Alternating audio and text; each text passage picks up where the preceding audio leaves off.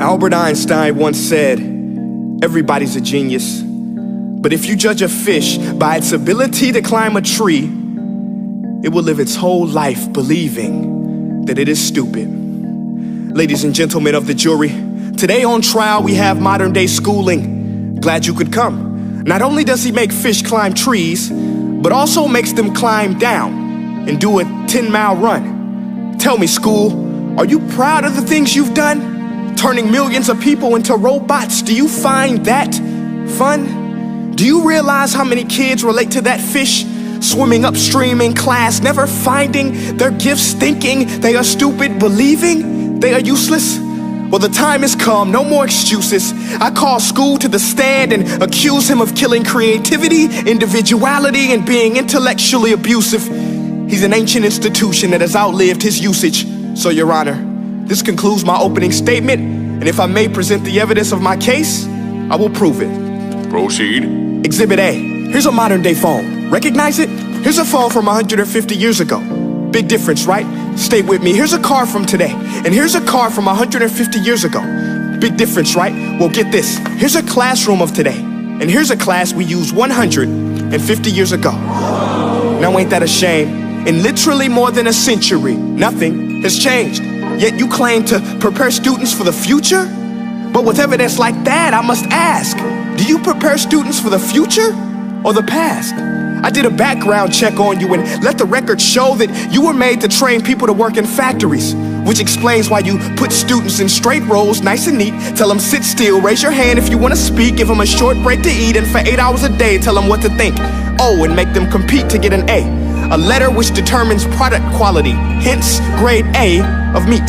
I get it. Back then, times were different. We all have a past. I myself am no Gandhi. But today, we don't need to make robot zombies. The world has progressed. And now we need people who think creatively, innovatively, critically, independently, with the ability to connect. See, every scientist will tell you that no two brains are the same. And every parent with 2 or more children will confirm that claim.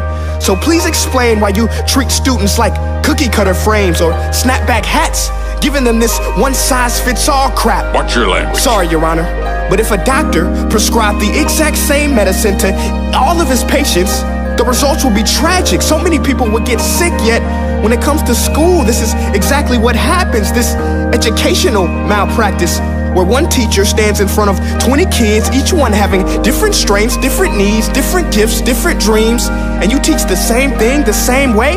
That's horrific. Ladies and gentlemen, the defendant should not be acquitted. This may be one of the worst criminal offenses ever to be committed. And let's mention the way you treat your employees. Objection. Overruled. I want to hear this. It's a shame.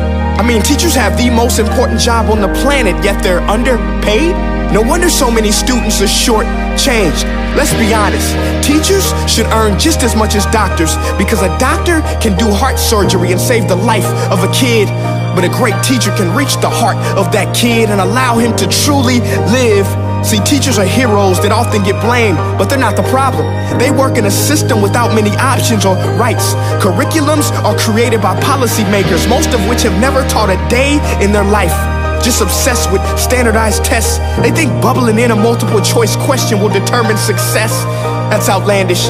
In fact, these tests are too cruel to be used and should be abandoned, but don't take my word for it.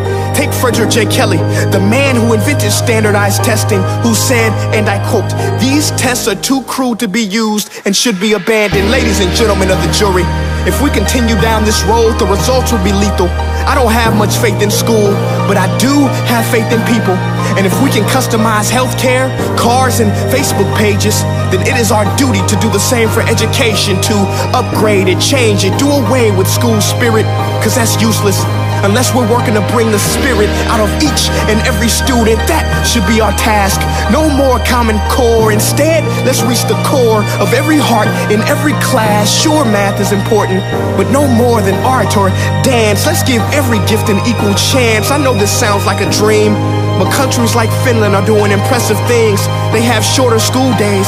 Teachers make a decent wage. Homework is non-existent, and they focus on collaboration instead of competition. But here's the kicker, boys and girls.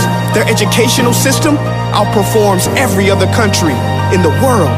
Other places like Singapore are succeeding rapidly. Schools like Montessori, programs like Khan Academy. There is no single solution, but let's get moving. Because while students may be 20% of our population, they are 100% of our future. So let's attend to their dreams, and there's no telling what we can achieve. This is a world in which I believe, a world where fish are no longer forced to climb trees. I rest my case.